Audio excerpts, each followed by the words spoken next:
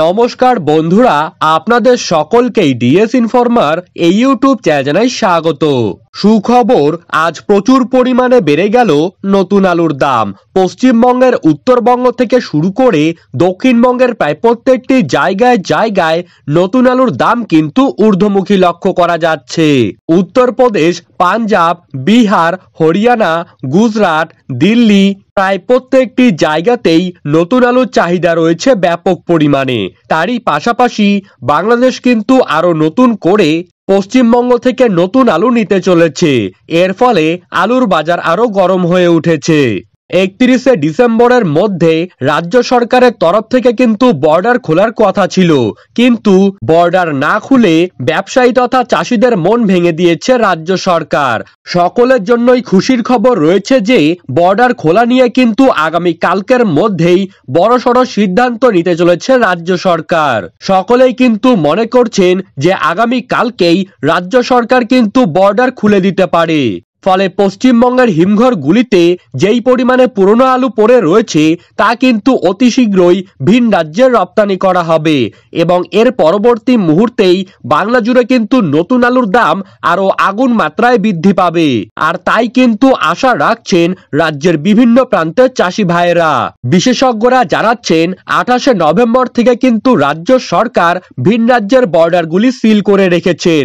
এক মাস হয়ে গেল, এখনো পর্যন্ত কিন্তু বর্ডার খোলা নিয়ে কোনো মন্তব্য করেনি রাজ্য সরকার। কিন্তু নতুন বছর অর্থাৎ 2025 সালের শুরুতেই বর্ডার খুলে দিয়ে চাষি ভাইদের পাশে দাঁড়াবে রাজ্য সরকার।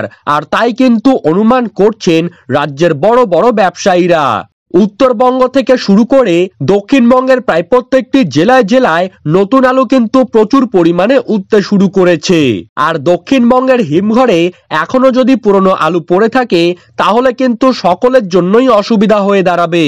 আর বর্ডার যদি রাজ্য সরকার না খোলে তাহলে কিন্তু এইসব আলু পশ্চিমবঙ্গের বাজারে বিক্রি হবে না, বরং তা কিন্তু পড়েই পচে নষ্ট হয়ে যাবে।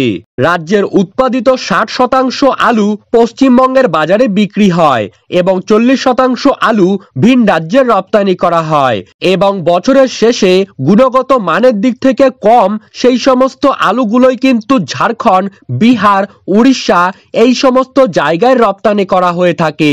2024 সালে এই সমস্ত গুণগত কম মানের আলুগুলোই কিন্তু আটকে রয়েছে দক্ষিণবঙ্গের হিমঘরগুলিতে।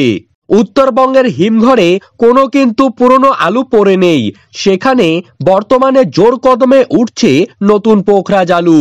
তো বন্ধুরা, বর্ডার খুলে গেলে আলু যখনই রপ্তানি হয়ে যাবে তার পরবর্তী মুহূর্ত থেকেই রাজ্যে কিন্তু নতুন আলুর দাম হুড়মুড়িয়ে বৃদ্ধি পাবে। তো এই ছিল আজকের সর্বশেষ আপডেট। আপনাদের ভিডিওটি কেমন লাগলো তা কিন্তু অবশ্যই নিচে কমেন্ট বক্সে লিখে জানাবেন।